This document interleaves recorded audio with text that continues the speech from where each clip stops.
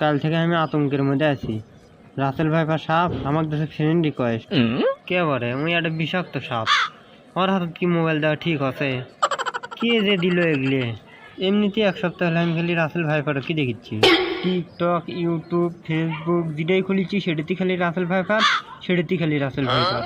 আমি যদি এখন হাঁক বেরো যাই তাও মনে হয় পায়খানার মধ্যে থেকে রাসেল ভাইপার বাই হবে নাকি।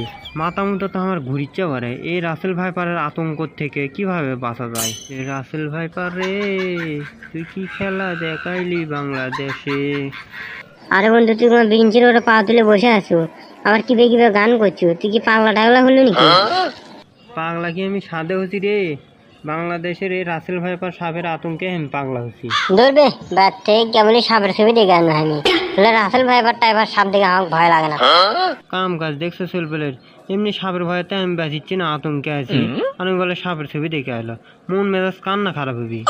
ধরবে রাসেল ভাইপারের আবার কিসের ভয়? বাংলাদেশের ক্রিকেট খেলা খালি একবার টিভিতে দেখাবো, তুই স্টপ করে উঠেই মরবি। তা তুই ঠিক বলছো বন্ধু। বাংলাদেশ টিমের যে খেলার অবস্থা, এদিকে দেখ খেলা টেলা আর হবি না, এদিকে দেখ সাপই মেরে লাগবে। তবে দোস্ত, রাসেল ভাইপার যে বাংলাদেশের মানুষের কাছে এত ভাইরাল, ওরা যদি খালি এটা বুঝে পেলে হয়নি, তাহলে মনে করে ওরা এতদিনও কাপড় ভ্লগ ভিডিও বানিয়ে মাসে লাখ লাখ টাকা কামাই করলে হয়নি। দোস্ত তা তুই ঠিকই বলছো, কিন্তু প্রথমে না ভাইরাল হলো হয়নি, পরে দেয় আর চললো হয়নি। দূরবে, তুই প্রথম ভাইরাল হওয়ার কথা করছু। বাংলাদেশে তো একবার যেটা চলে সেটা চলতেই থাকে।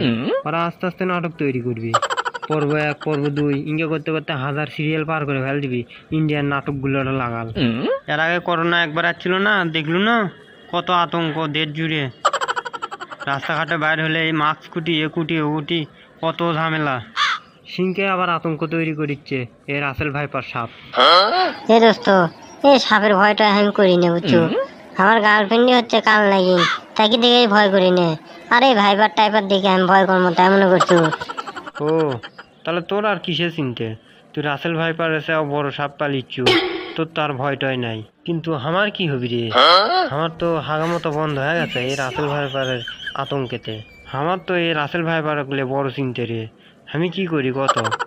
বন্ধু তুই এক কাম কর, এদিক সেদিক না ঘোরাফেরা করে বাড়ি যা ল্যাপ খাতা গা দিয়ে শুতে থাক যা। আমি পারি না আর পারি না, আমি কেন মরি না।